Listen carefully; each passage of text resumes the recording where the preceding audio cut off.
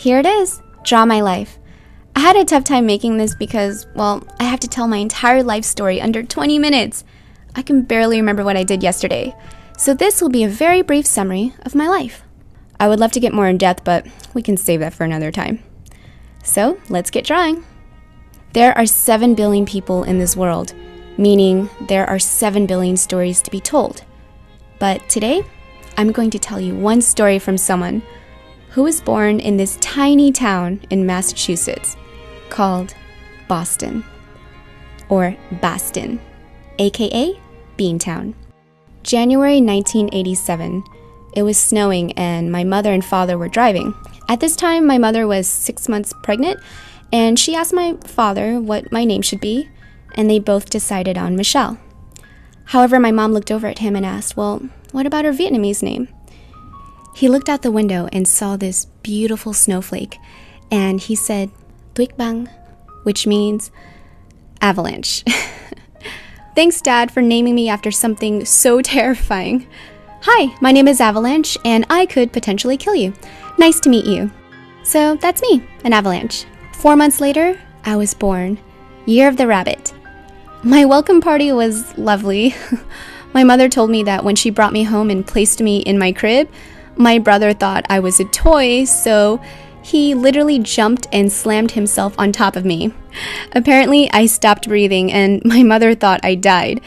Anyways, that's how I first met my amazing brother, Steve. A few years later, we all packed up and moved to California.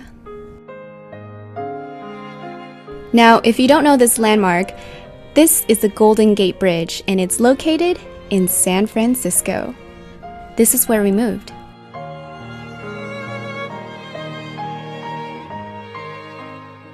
Alright, so I'm going to draw my family portrait. This is my mom. Her name is Hieng, which means gentle one in Vietnamese. Myself, Michelle or Avalanche. My brother Steve. And of course, my wonderful father. We were a very loving family. While living in San Francisco, we moved several different times. At least over 6 times in 1 year. I remember packing and moving. And at first I thought it was fun, but later I found out it was because my father had a gambling addiction. He was a very loving father, but his weakness was playing poker. It was so bad that he would gamble all our rent money and we would get evicted. That's why we kept moving. It broke my mother's heart. I'll never forget seeing my mother cry. I realized at a very early age that I couldn't wait to grow up so I could help her. Because we moved so often, I ended up going to several different schools in 1 year. So it was hard for me to make friends because not only was I shy, but I was always the new girl. Luckily, I had an imagination, and I drew a lot. Disney princesses were one of my favorite things to draw. I wanted to be just like them. Oakland, California.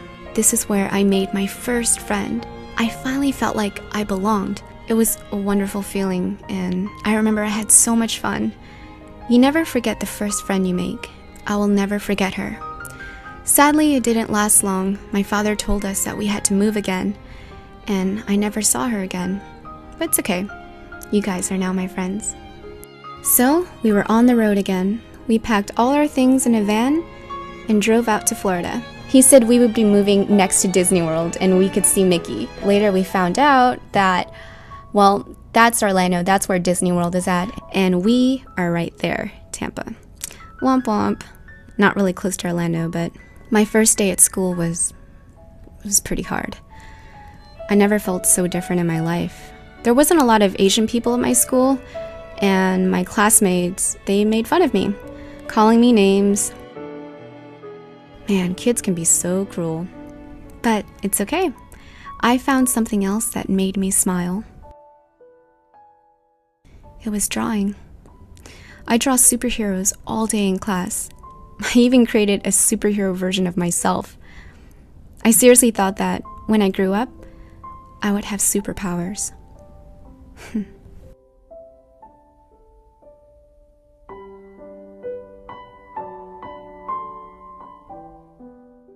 One morning I woke up and I noticed that my father was missing. My mother was so heartbroken. I didn't know why my father left. But every night, I would wait for him to come back. He never did. However, we carried on. My mother is a strong woman, and she found a way to take care of us. We were happy. We didn't have much, but we had each other. My mother was a bombshell. It didn't take her long to finally remarry. And we were so excited because now we had a stepdad. We were so happy to finally have a father again. A year later, my little sister was born. Steve and I were overjoyed to have a little sister. And I was excited to be a big sister. And her name is Christine. I loved her so much. I was never happy when I was home. Turns out, my stepdad wasn't the father I dreamt of. This is something I'd rather not talk about. But my mother was the best. She loved me so much, and one Christmas I'll never forget. I got the very thing I've always wanted, a Sailor Moon doll. It was everything to me. The second thing I wanted was this Barbie dream house, but my family couldn't afford it, which was totally fine because I made my own dream house out of cardboard box. I cut out a door, a window, and every day after school, I couldn't wait to come home to play with my dolls. It's funny how the best things in life are the most simple. In middle school, I played the trumpet. Oh man, my mom, she nagged at me all the time. She wished that I could play the flute or a violin, something that was less loud than a trumpet. High school, I grew out of playing dolls. Instead, I played games. When my parents were arguing, I would either save the world or become the world's greatest warrior. I even picked up on manga art and wrote and drew a lot of my own stories. It was my only escape from reality. See, we didn't have the internet, so you guys today lucked out. Gosh, teenage years, always so awkward. I wanted to wear makeup so badly, but my mother, she wouldn't let me. But little by little, she allowed me to wear a little bit of eyeliner and then mascara. And afterwards, she let me wear colored lip gloss. It was a pretty big deal for me. I loved makeup so much because, to me, it was like drawing. It was on my own face. Senior year of high school, I couldn't take the hurt anymore. My stepdad left a lot of scars that I'm still trying to heal from. The heart can only take so much. My mother said enough was enough, and we all left him. We packed up our things and went to find a new home. It was just us again, but it felt right, just like old times.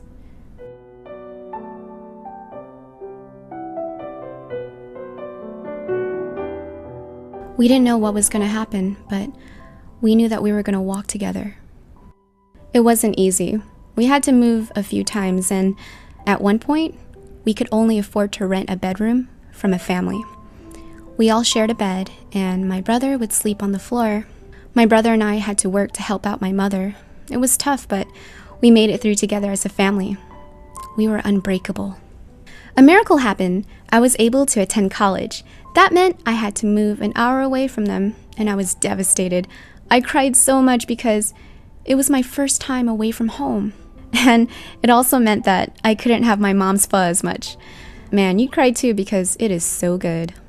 My college gave out laptops to all the students. I always dreamt of having my own laptop, but I never thought I'd have one. Well, guess what? This was the laptop where I filmed my very first makeup tutorial. I just wanted to show every girl out there how beautiful she was, and how makeup can be their own superhero costume. Batman, Superman, Spider-Man, without their costumes, they're still powerful, but it's their costume that tells the world that they're superheroes. Anyways, I'd love to go more into details about how everything happened, but this video would be 2 hours long, so I'm just gonna fast forward to today. I now live in 2 cities, one being New York, also known as the Big Apple, and Los Angeles. I got my family a home where they're safe and happy. My mother is as beautiful as ever and hasn't aged a day. My little sister grew up so fast. She's now a beautiful young lady. As for my brother, being the awesome guy that he is, found someone really special. He married a beautiful woman. You might know her as Promise. So everyone is happy and healthy. As for me, well, well, let's just say I met someone very special in Paris. This is another story that deserves to be told, but I'll save that for another time. But that's pretty much a brief summary of my story. Even when times were tough, my childlike spirit never died. I found that very thing that takes me to a happy place. It was art, and to others, it could be music, writing, video games.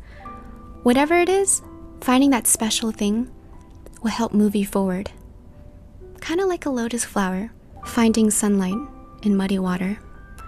When all odds are against it, it will still rise up to bloom. We all have a story to tell, and we are all part of something beautiful. To the world, you may be one person, but to one person, you may be the world. Every great dream begins with a dreamer, and every dreamer has a story. So don't settle for a happy ending, because to be continued is way more fun. And I'm wishing you the best on your story. Good luck on the next chapter in your life.